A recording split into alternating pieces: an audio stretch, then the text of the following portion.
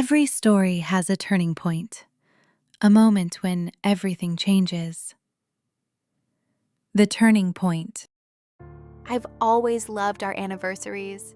Even after 17 years of marriage, my husband Mark never forgot the date.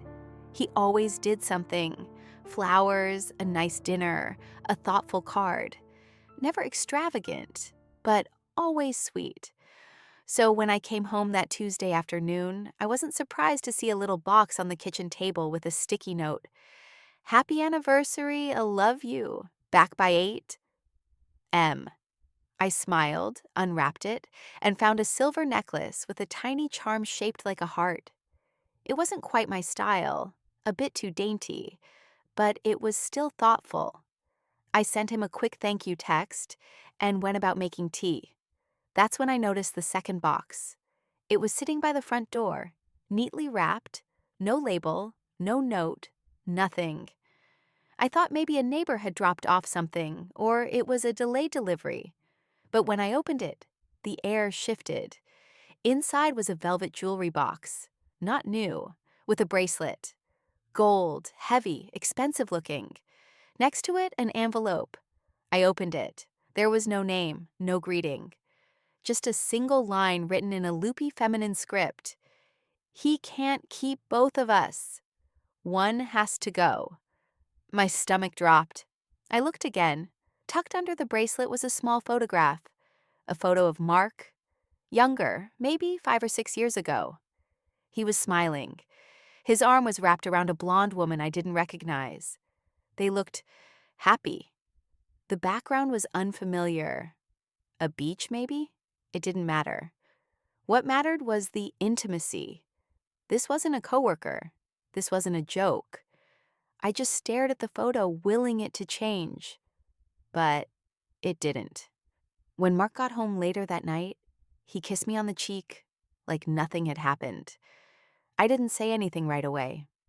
I waited until after dinner when we were cleaning up the dishes. I got a second gift today, I said, trying to keep my voice steady. He looked up. Yeah?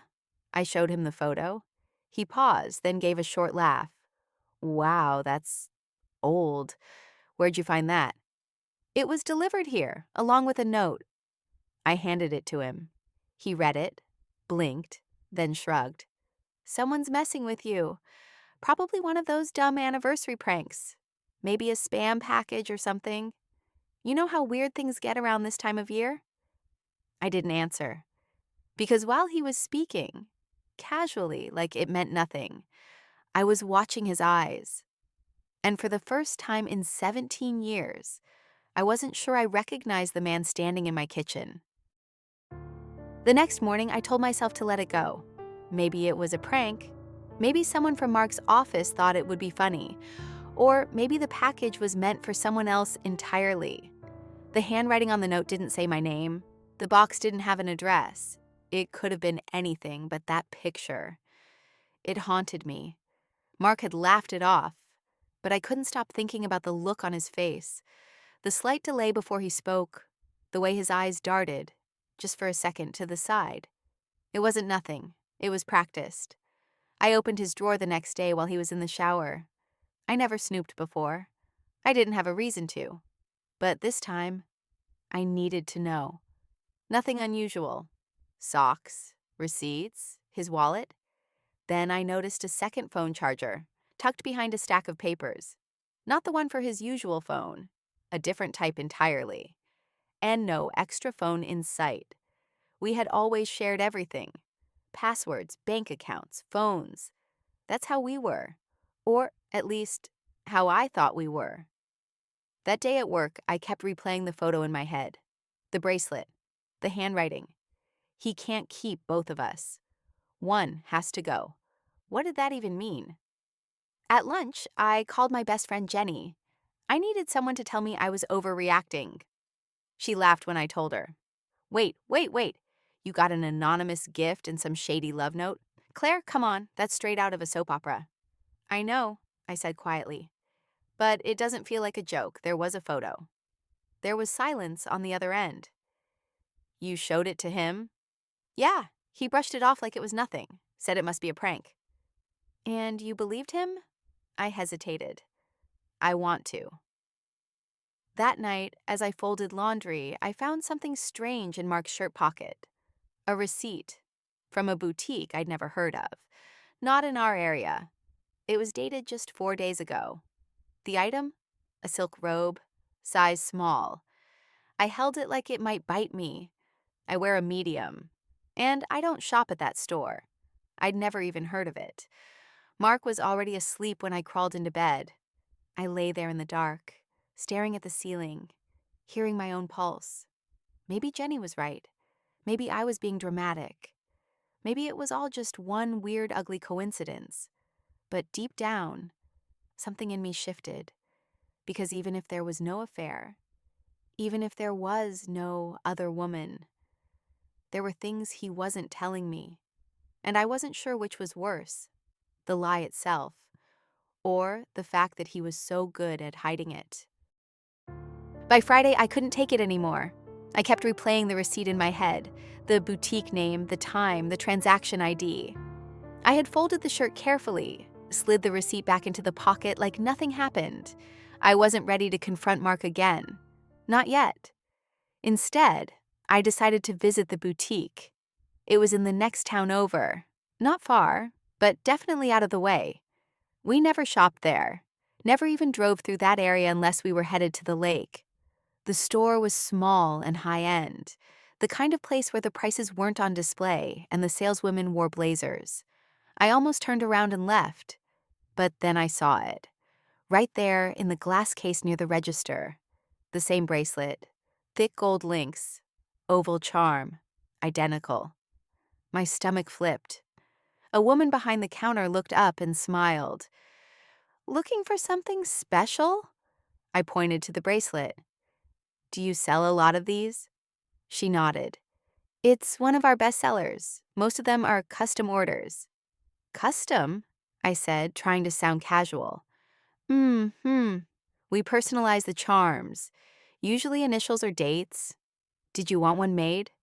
I shook my head. "Actually, my husband bought one from here recently. I just wanted to get a matching piece." She tilted her head. "When?" I took a breath. "Last week, I think. He bought a silk robe too." "Size small?" Recognition flickered in her face. "Oh, yes. That was for Danielle. Tall, blonde, always comes in with that big tote bag.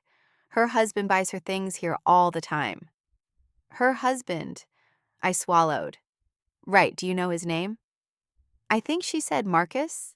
"No, Mark. Yeah, Mark." She smiled brightly. "Sweet guy." "Sweet." I mumbled a thank you and left the store quickly. Once I was in my car, I just sat there, hands gripping the steering wheel, staring ahead at nothing. There it was, clear as daylight. She knew his name, knew the gift, knew the size, knew her. Danielle, a name to the face in the photo. I drove home on autopilot. No radio, no thinking, just the thud of truth pounding in my ears. At dinner that night, Mark was his usual self. Joked about a coworker, complimented my cooking, kissed me on the cheek as he passed behind my chair. I looked at him, really looked, and it hit me how much effort it must take to live two lives. The lies, the smiles, the pretending. I stared at my fork, suddenly aware that I didn't recognize the man sitting across from me anymore. And the worst part? He didn't even seem nervous. The hardest part? Pretending I didn't know. That evening, I smiled when Mark handed me a glass of wine. I nodded when he told me about a meeting that ran late. I kissed him goodnight and curled into his chest like everything was fine. But inside, I was electric. I knew her name now, Danielle. And I knew she wasn't just some passing affair. She had a boutique bracelet, a silk robe, a husband who spoiled her.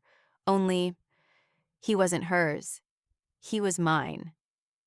That night, when Mark was in the shower, I took his phone.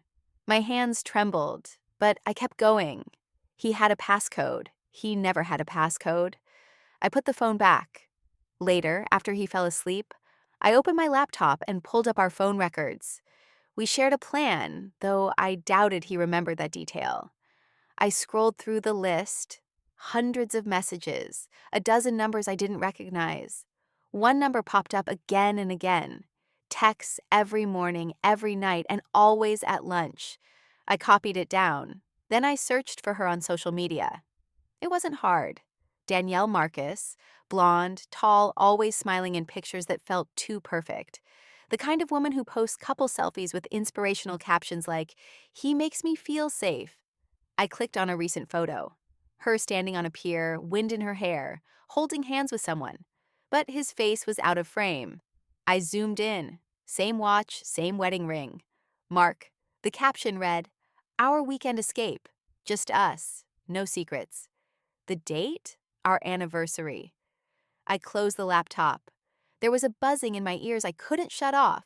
Not from rage, from something colder, sharper. He didn't just cheat. He lied with precision. He crafted a life, a version of himself for both of us. Like he was playing a role. Like he thought I'd never notice. The next day, I called in sick to work. I drove to the town where the boutique was, parked near a small complex of condos. I waited. It didn't take long.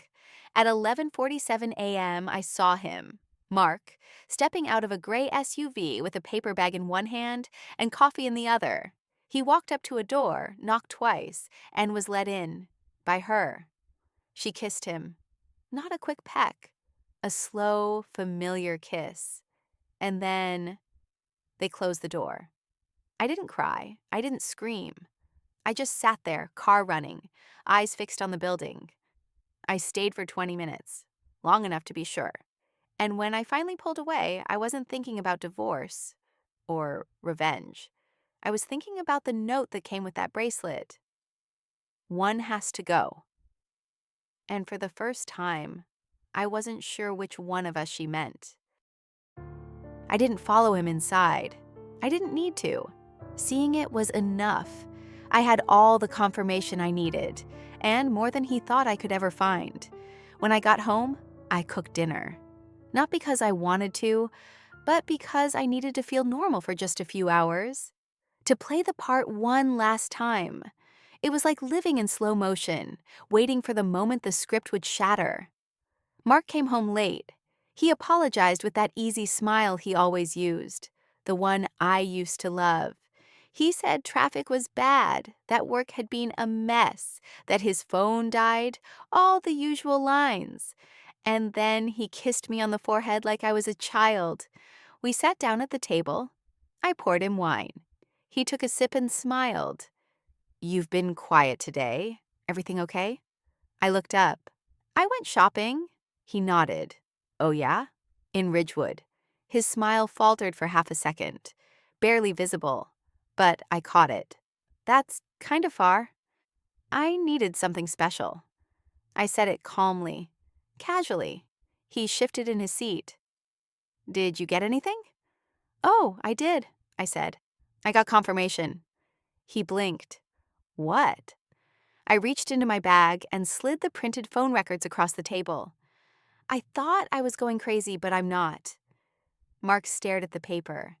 His face drained of color. "You've been texting her for months," I said. "Calling her, seeing her.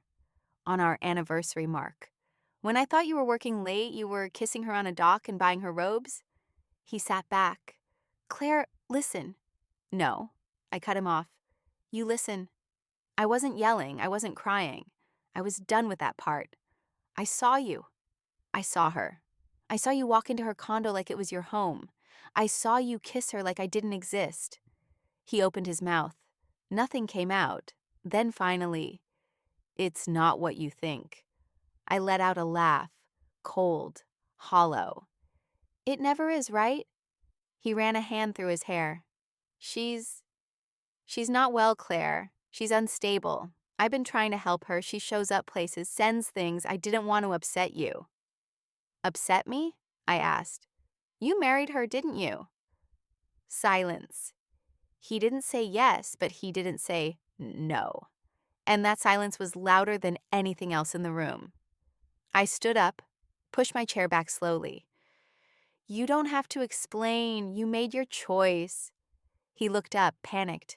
Claire, wait, please, just let me fix this. I stared at him.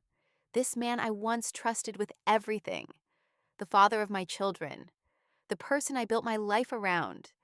And all I could think was, if she thinks I'm the one who has to go, she doesn't know me at all. After that dinner, Mark didn't sleep in our bed. He stayed in the guest room. At least that's what I let him believe, that he was still in the house out of grace, not convenience. I didn't fight. I didn't yell. I watched. I listened and I waited. The next day, while he was at work, I began looking through our files. We kept everything in a locked cabinet: insurance, wills, tax forms. Mark always handled the paperwork, which I'd once found charming. Trust was easy when you didn't look too closely. Now I was looking very closely. The first thing I noticed was the new life insurance policy, dated 4 months ago. His signature. My name listed as beneficiary. Large payout. Too large. I dug deeper and found another document tucked behind it. A change of beneficiary form, half filled out. My name scratched out. A new name, handwritten on the second line. Danielle Marcus.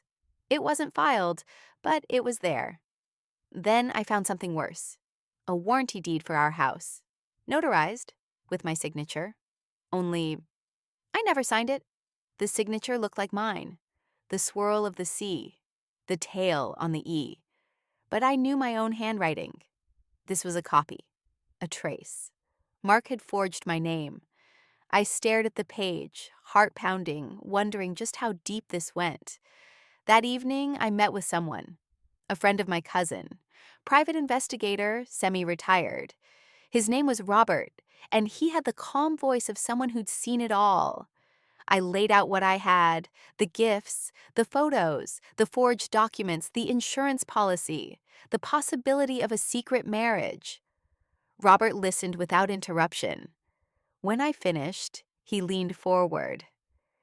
You said her name is Danielle Marcus? I nodded. He typed a few things into his tablet, then frowned. Well, that's interesting, he murmured. She's listed as Danielle Carter Marcus on several property records. Looks like she co-owns a condo. Guess who's on the other half? My chest tightened. Mark? He turned the screen toward me. There it was. Mark E. Holloway. She's listed as his spouse in 3 separate public records, Robert said. Property, utilities, and 1 emergency contact form for a wellness clinic. That's not just a fling. That's a life. My mouth went dry. But he's still married to me. Robert nodded slowly, which means one of 2 things. Either she doesn't know you exist, or she does, and doesn't care. I thought about the note. He can't keep both of us. One has to go. It wasn't a metaphor. It was a warning. Robert leaned back. If you want my advice, stay sharp. Watch the money. And don't drink anything you didn't pour yourself. I left his office just before sunset, the sky burning orange behind me, feeling like I was walking out of a different version of my own life, one where every truth had a shadow underneath it. And for the first time, I didn't feel scared. I felt ready. I started locking my bedroom door at night. I told myself it was just for peace of mind, but the truth was uglier. I didn't trust the man I was sleeping under the same roof with. Mark had stopped asking questions. No apologies, no explanations. He moved like a ghost through the house, silent, careful. We were strangers now, orbiting the same kitchen, the same stairs, avoiding each other's eyes. But the silence? That's what scared me most, because silence, I'd learned, usually meant planning. A week after I met with Robert, I got an email. No subject line, no sender name, just a message. You always wake up at 6:42. You make coffee with 2 spoons of sugar. You check your phone twice before the shower. You drive to work and park in the same spot. You're easy to follow. I froze. The timestamp was 3:03 a.m. My chest tightened. I read it again and again. Who sent this? How did they know? I forwarded the message to Robert. 2 hours later, he called. Claire, do not respond. I've seen messages like this before. It's a warning. Someone's watching you. Danielle? I asked. Maybe, or someone she hired. Maybe Mark, though I doubt he's that direct. Either way, they want you scared. I was scared, but I was also angry. I began looking over the medicine cabinet. I'd been taking a mild antidepressant for years. Nothing serious, just something to keep anxiety at bay. I opened the bottle, counted the pills. 22. It was a 30-day supply. I had opened it only 6 days ago. I checked the refill slip. Same dosage, same pharmacy. But the label was different. The font smaller. The sticker newer. I called the pharmacy, gave them the number on the bottle. There was a pause. Then the tech on the line said, ma'am, that number doesn't match any recent fill for you. Are you sure it came from us? I wasn't sure of anything anymore. That night, I made tea. Mark was on the couch, scrolling his phone like nothing was happening. I walked behind him slowly. He didn't look up. Did you change my meds? I asked. He blinked. What? My pills. They're not the same. He turned, smiled. Claire, come on, why would I do that? I didn't answer. I just walked past him into the kitchen and quietly threw the tea in the sink. When I turned around, I caught him watching me. Not confused, not amused, just watching, like he was waiting for something. And in that moment, I knew. He wasn't afraid of being caught, because he thought I was already losing.